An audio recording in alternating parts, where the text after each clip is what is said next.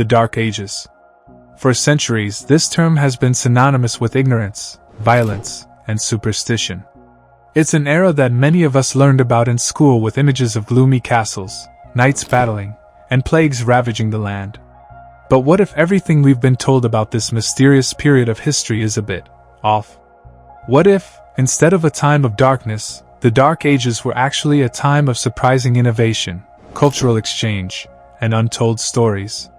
Today, we're going to explore the shocking truth behind the Dark Ages. Stick around, because this isn't the history you think you know. The origins of the term Dark Ages.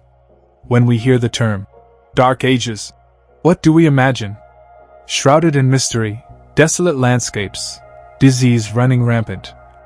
This concept was widely popularized during the Renaissance, when scholars looked back at the previous centuries with a lens of superiority. They believed their time was a rebirth of culture and intellect, so naturally, the period that came before had to be seen as a dark, backward age, unworthy of the achievements of their own time.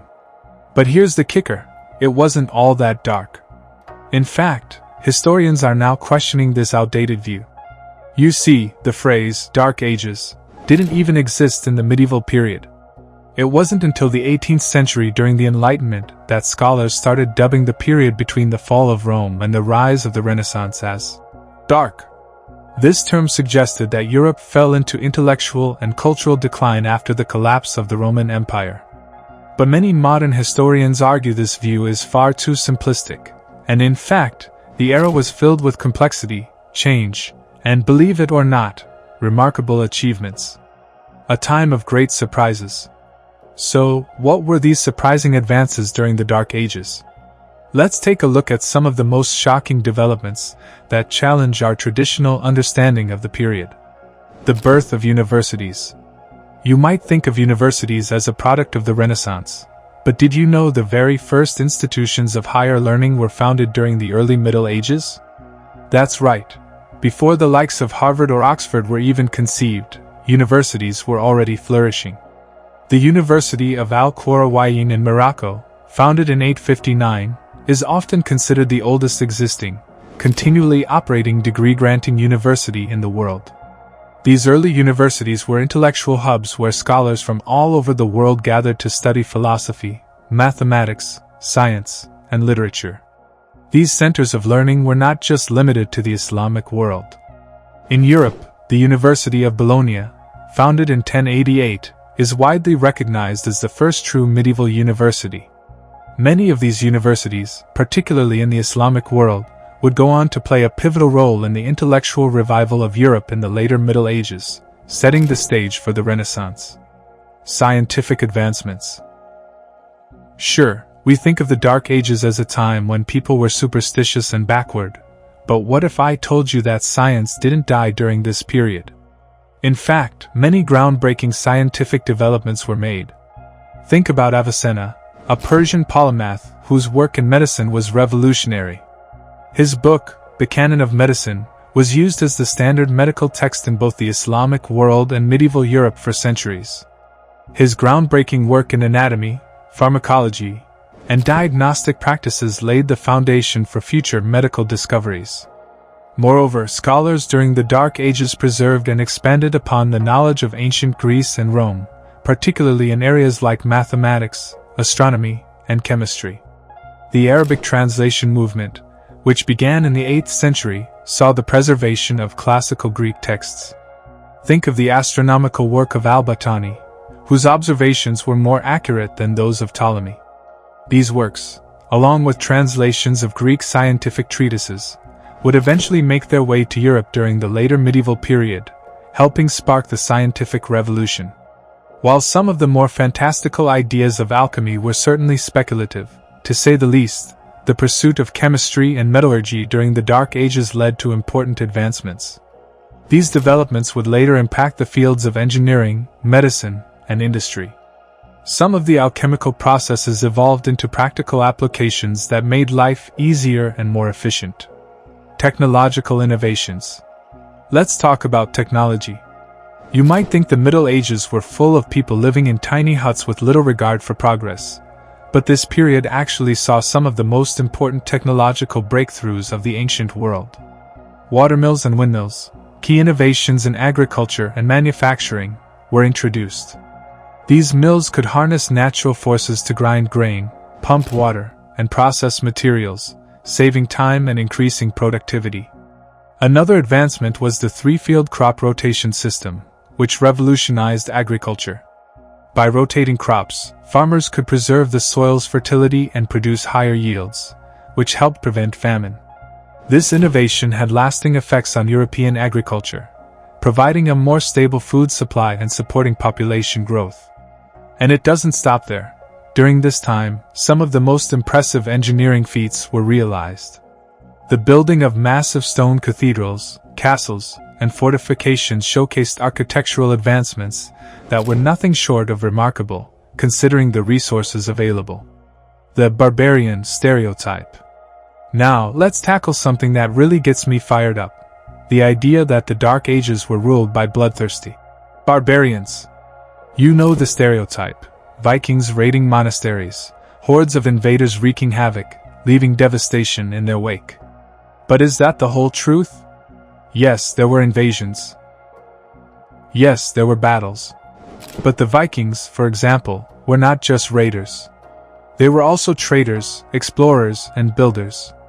The Viking cities of Dublin, York, and even Kiev became bustling hubs of commerce and culture. The Vikings traveled across vast regions, from the Mediterranean to the North American continent, establishing a network of trade and cultural exchange. And let's not forget about the Vikings' longships. These vessels were nothing short of engineering marvels. Their ability to navigate both open seas and shallow rivers made them formidable explorers and traders. They were able to reach parts of the world previously unknown to Europeans, bringing back not only goods but also ideas, stories, and technologies.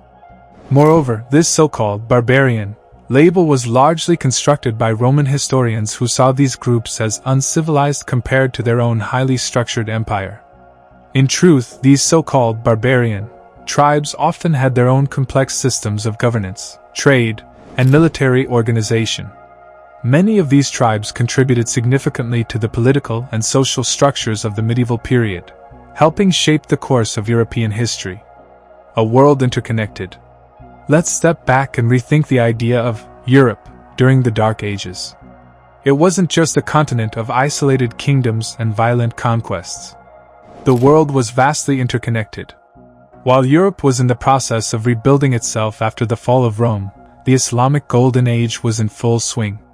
Scholars in the Islamic world preserved and built upon the knowledge of ancient Greece, Rome, Persia, and India, pushing the boundaries of science, medicine, mathematics, and philosophy. The great libraries of Baghdad and Cordoba were vibrant centers of learning and intellectual exchange. At the same time, Africa's kingdom of Mali was thriving. The legendary wealth of Mali, especially under the reign of Mansa Musa, saw the development of cities like Timbuktu, an intellectual and cultural hub that rivaled Europe's most prestigious centers of learning.